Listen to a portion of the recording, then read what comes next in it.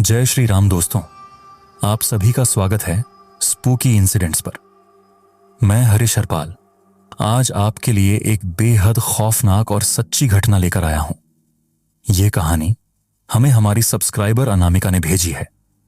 यह कहानी 1987 की है, जब उत्तर प्रदेश के कन्नौज जिले में उनके परिवार के सदस्यों के साथ ऐसा कुछ हुआ जिसे भुला पाना मुश्किल है। इस घटना में डर, अंधविश्वास और लालच का ऐसा मेल है जो सुनने वाले को अंदर तक झकझोर देगा। पूरी कहानी सुनने के बाद आपको भी यकीन हो जाएगा कि लालच इंसान को किस हद तक ले जा सकता है।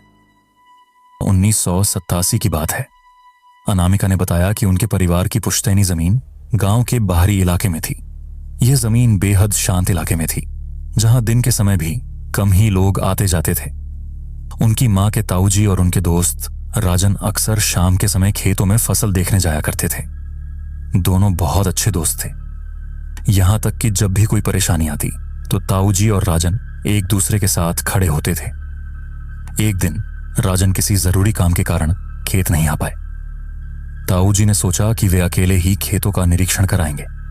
वह शाम का समय था, सूरज ढल चुका था और चारों तरफ हल्का हल्का अंधेरा छाने लगा था। जब ताऊजी खेत के पास पहुंचे तो उन्होंने देखा कि राजन के खेत के बीचों बीच एक महिला खड़ी थी। वह लाल साड़ी पहने हुए थी और ऐसा लग रहा था जैसे वह जमीन में कुछ गाड़ने की कोशिश कर रही हो। ताऊजी ने सोचा कि शायद यह कोई ग्रामीण महिला है। उन्होंने पास जाकर पूछा, कौन हो बहन, यहां क्या कर रही हो? महिला ने कोई जवाब नहीं दिया। उसने अपनी हरकतें तेज कर दी। ताऊजी को यह देखकर थोड़ा अजीब लगा। तभी उन्होंने महसूस किया कि वहां की हवा अचानक ठंडी हो गई है। पेड़ हिलने लगे, मानो कोई अदृश्य शक्ति वहां मौजूद हो। ताऊजी ने दोबारा पूछा, तुम सुन नहीं रही हो क्या? कौन हो? महिला ने एक बार भी पीछे मुड़कर नहीं देखा। वह तेजी से अपना सामान समेटकर भागने लगी। ताऊजी को लगा कि शायद वह चोरी कर रही होगी। ताऊजी ने खेत का निरीक्षण खत्म किया और वापस लौटने लगे। खेतों से गांव तक का रास्ता सुनसान था। चारों तरफ सन्नाटा पसरा हुआ था। जैसे ही ताऊजी लौट रहे थे, उन्हें ऐसा महसूस हुआ जैसे कोई उनके पीछे चल रहा हो। उन्होंने रुककर पीछे देखा, लेकिन वहां कोई नहीं था। थोड़ी दूर चलते ही उन्हें पायल की आवाज सुनाई देने लगी। यह आवाज पहले धीमी थी, लेकिन धीरे धीरे तेज होने लगी। ताऊजी ने रुककर फिर पीछे देखा। इस बार भी वहां कोई नहीं था। ताऊजी ने डरते हुए कदम बढ़ाए, लेकिन जैसे ही उन्होंने थोड़ा आगे बढ़ा, पायल की आवाज और तेज हो गई। अचानक उन्होंने देखा कि वही महिला जिसे उन्होंने खेत में देखा था, लाल साड़ी में थी। उसका चेहरा जला हुआ था और वह हवा में तैर रही थी।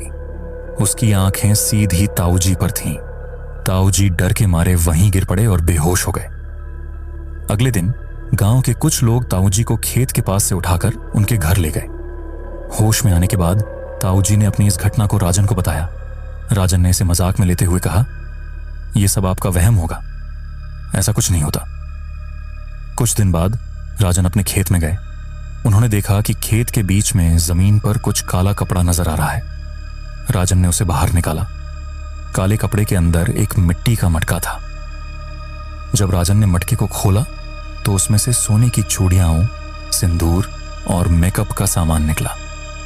राजन ने सोचा कि यह खजाना है और इसे अपने घर ले आए।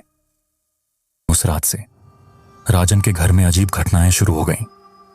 उनकी पत्नी ने बताया कि मटके से अजीब अजीब आवाजें आती हैं। एक रात राजन ने देखा कि उनकी पत्नी लाल साड़ी पहने खड़ी थी। वह हाथों में सोने की चूड़ियां पहनकर उन्हें घुमा रही थी। पास में उनकी भैंस मरी हुई पड़ी थी। राजन ने पूछा, तुम ये क्या कर रही हो? उनकी पत्नी ने कहा, मैं इस घर को बर्बाद कर दूंगी। मैं तुम सबको अपने साथ ले जाऊंगी। कोई मुझे रोक नहीं सकता। डर के मारे राजन ने ताऊजी के साथ गांव के प्रसिद्ध गुरुजी के पास जाने का फैसला किया। गुरुजी ने मटके और उसमें रखे सामान को देखकर कहा, यह काले जादू का हिस्सा है। इसे आपके खेत में इसलिए गाड़ा गया था ताकि आपके परिवार को नुकसान हो। गुरुजी ने 3 दिन तक यज्ञ और पूजा की। उन्होंने उस आत्मा को शांत करने की कोशिश की, लेकिन उन्होंने कहा, यह आत्मा बहुत शक्तिशाली है।